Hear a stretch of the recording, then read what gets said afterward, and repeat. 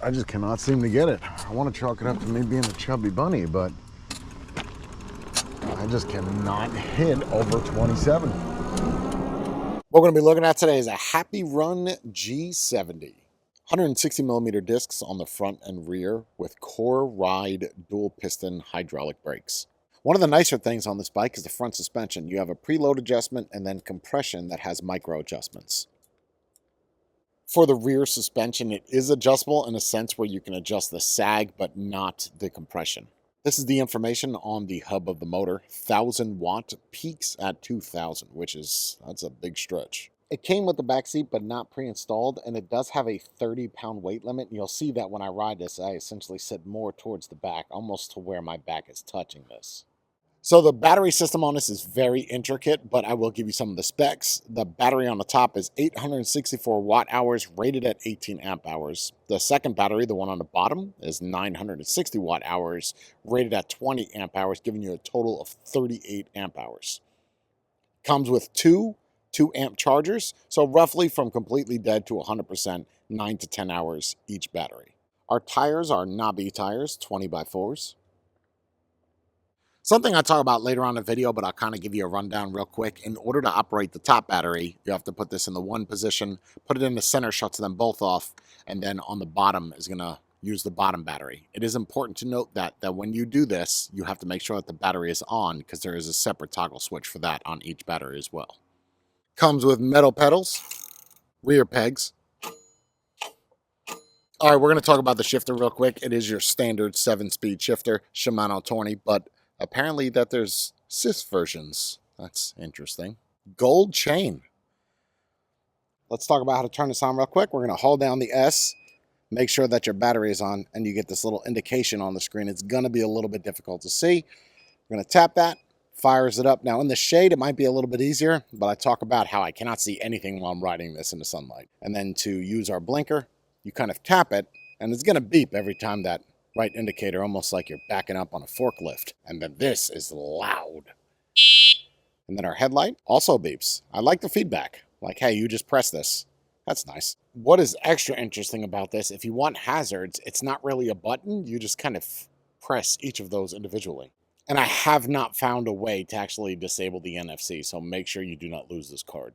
You do have this very interesting mounting plate here. I don't know what that's for. I feel like that could be for a third battery or some type of... They make something for it because otherwise they wouldn't put that there. So that's nice that you have... You could zip tie some lemonade to it or maybe an orange, something. I know you guys miss my face in these videos and side profile, but I just look too fat. So I'm just trying to show you more of the bike. But so I guess I'll hop on it and just show you real quick while I'm holding everything. See, I hop on it here. I gotta throw my leg around this thing. See this? That's a sexy pose. I'm stretching out a hamstring here. Oh, stretch more. Okay, so I am shoeless, but to give you an idea, I am 6'1", 250 pounds. You see my feet? I was trying to hide them. Was you trying to hide them because I got ugly ass toes? Not really, but you kind of get the idea, right? Welcome to Florida. 6'1", 250 pounds. And it's really going to be designed for, just use the throttle. Don't pedal this because you look silly. I mean, I look silly. You might not. You're probably not 6'1", 250. You know what's funny is I get a lot of people that write in the comments. Do you miss this? Do you miss me talking like this? But I get a lot of people in the comments that are like, yo, I'm 375 pounds. Will this work? I think you need to start walking first. I'm just saying. Or don't use an e-bike pedal. You guys remember when I was out here, I was 7 months pregnant? You remember that? 7 months. I feel like an idiot holding this. So, 72 degrees out. I gotta work out the wiggles. Just check this out, right? Like, look, I get it. You don't have shoes on. I'm not riding, okay? Just listen, watch. See this? This is like nice, right? No, watch what happens. Look it. I'm 6'1", okay? Look at this. Look at this. Look at me. Okay. So, now check this out. I'm riding. It's Really bouncy road, really bouncy. Oh man, I gotta switch my batteries. You got it. You're gonna need to come over here. Show this. If you don't know where this is, it's like you're gonna put your hand down here and then do this number. This is it's over. It's here. Nope. Hold on. There it is. I feel it. Feel for that rubber grommet. So make sure that the battery's on that we discussed. We'll make sure it's on the on position. Make sure this one's on. Is that I or O? Eyes down. Okay. You see what I'm doing with my hand? So it looks like the screen's on. It's actually not. There was that weird film, we pulled it off, and it kind of left some residue behind. But what's interesting about screens like this is it's very hard to read in sunlight. So hopefully the camera picks this up. Basically, to turn this on, make sure your battery button is in the on position, and you're gonna have to make sure you have the right battery selected and then the correct battery toggle. We'll go over that in a moment. So we're gonna hold down the start button, and you're gonna see these two lines. They are gonna be a little bit difficult. That's saying, hey, give me the NFC. You do that, it fires up, it's gonna beep. Before we get into this, I just want you to hear this. So when you have your blinker on, it makes beeping noises. And then if you have the right one on and the left one, they kind of blink simultaneously. Well, it's more sequential, but in order to shut it off, you have to tap that same button again. All right, so let's just get into it. Let's talk about this comfort. Because this is stationary, you can't adjust the seat. So I am 6'1", 250 pounds pedaling this. Feels weird. It almost feels like my legs are not extending enough. And I wish we could see, I think we're in pedal assist 2. And then to adjust it, you tap that again, and oh man, I feel like this is gonna be great to ride at night. Now the comfort of this is interesting because you have this extra seat that came with this that gives you a backrest. But what's funny about that is, as tall as I am, I have to sit pretty far back, almost on that little seat that is rated, by the way. I think on their website they say 60, but on the actual seat itself it says 30. Pretty good stopping power. So I am not gonna be able to do my normal test here where I can tell you what each one of the speed assists, because I mean, you see what the camera's gonna get better vision than what I am. You see what I see. I can't really see what speed we're going. It looks like we're in pedal assist 8. Hold on. That's gotta be 5, right? 4. Let's talk about these brakes. 160 millimeter disc on the front and rear. Now, the brakes are Core Tried branded, dual piston, but boy, yo, they stop. We're not gonna stop in a turn like this, but check this out. Check this out, ready? Yeah, they stop, bro. Like that, very good brakes. Very impressed. We're gonna talk about the batteries, but before we get into that, let's talk about the suspension. Now, the suspension on this is adjustable. You are able to adjust the preload and the actual compression. Rear suspension, non-adjustable. You could adjust the sag, that's it. There is no air. It's just, it is what it is. What you see is what you get. And honestly, I'm very honest with these reviews. I'm telling you, the suspension, it feels good, like it does. The brakes, I am impressed with. Yeah, that feels good. So the rear motor on this, 1,000 watts, 2,000 watt peak. And I don't think I'm doing 37 miles per hour. It says 26. That could be because of my weight. That could be that the wind resistance. I mean, I still feel like it's pushing. It's trying to get more. I don't know if we're gonna get 37. That might take us a long time to get there. Now I was regretting doing this part of the video because this is gonna be the longest part. Now, if you don't wanna watch us, you can skip forward. There's chapters down below. But it's important because if you get this and you're like, oh my God, I'm gonna get so much range out of those 2 batteries, there's some things you need to know. First off, your top battery is 864 watt hours. Your bottom battery is 960, so that's good. And then the amps is 18 on the top, 20 on the bottom, 38 amp hours. So the batteries on this, you have these on and off buttons. You've seen them before, no big deal. Well, when you use this, you can't use both batteries together. There's no load balancing. You have to manually select which battery you want to use. Now, if you don't watch a video or you don't read the manual, you're probably never gonna figure this out. Basically, there's a toggle switch underneath the butt to where the up button is for the top battery and then the bottom button is for the bottom battery. And you would think that all you would need to do would have some type of load balancing to say, okay, take it from these both batteries at the same time. They didn't do that. Now, HappyRun's argument on this is it's more efficient this way to say, oh, I want to take from this battery or take from that battery. I'm gonna have to disagree. I don't think it's more efficient. It's always more efficient to run multiple batteries in parallel unless you need to run it in series to give you the superpower that you need, like in a Surround. So the fact that they did it that way tells me that they're trying to save money. But this is where I get caught up. Because if you're trying to save money, why would you have adjustable forks or adjustable suspension in the front? That doesn't make sense, right? I guess if you're really trying to save money, you could have just had one battery. So I guess we can complain that there is a switch, but I say remove the switch. There's people on YouTube that have done this where they've put balancers on it to kind of drain from them both at the same time. It's not super difficult to do, but I wouldn't do it because I don't want to void the warranty on the bike. So that's just something worth mentioning. I would have preferred drain it from the both at the same time. So let's talk about the range, 35 to 80 miles. Here's the thing. Do I think you could do 35 miles with both batteries all throttle? Yes. Do I think you could do all throttle 80 miles? Absolutely not.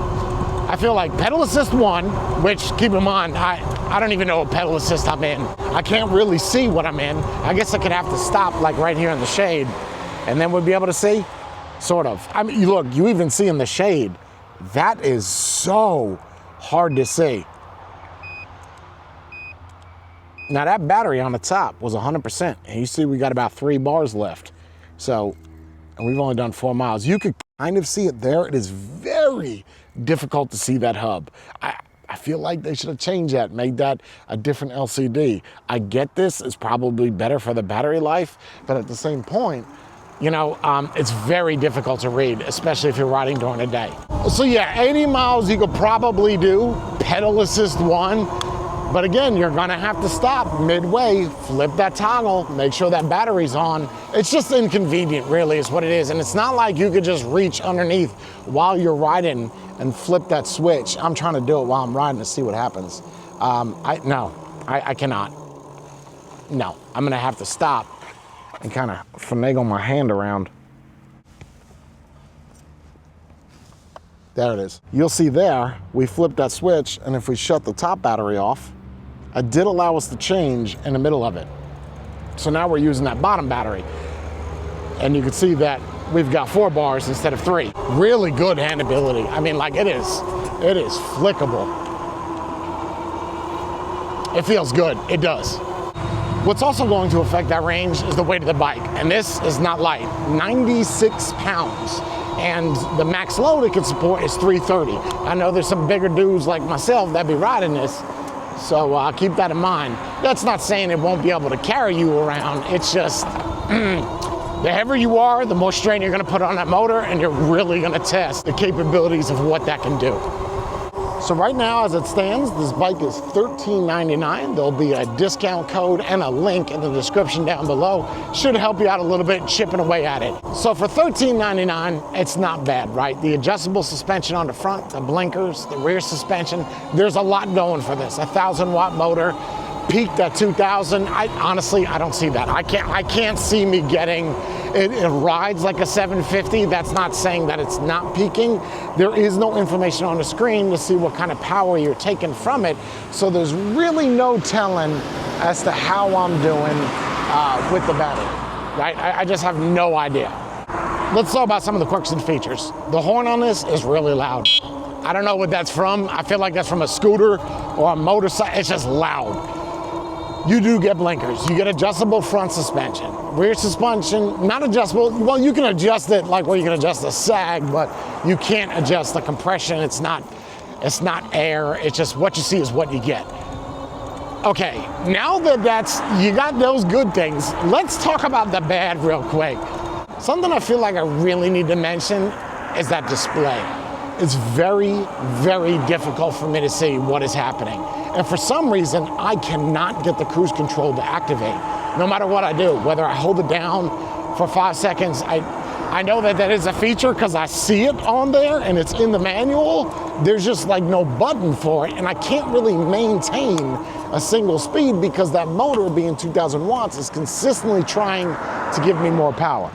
And I feel like that may be what's messing up the cruise control. So we're gonna cross real quick. We're gonna try to go on the road over here and try to see if we can max that out and get that 37 miles per hour. Honestly, I don't see it, but we're gonna see right here. As quick as we can go right here. I don't think it's gonna go up 37.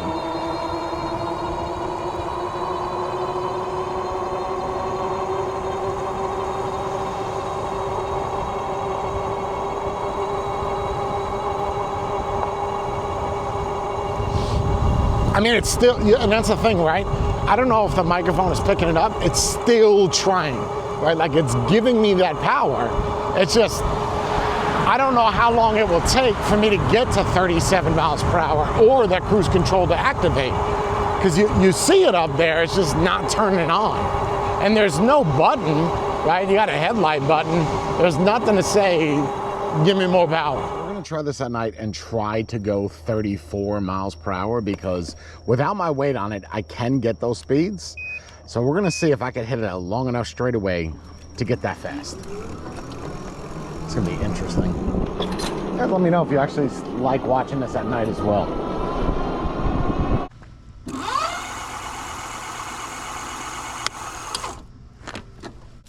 I just cannot seem to get it. I want to chalk it up to me being a chubby bunny, but I just cannot hit over 27. Like, I feel like if someone was 100 pounds or 120 pounds, they might be able to do that 34 because the speedometer says it could do it.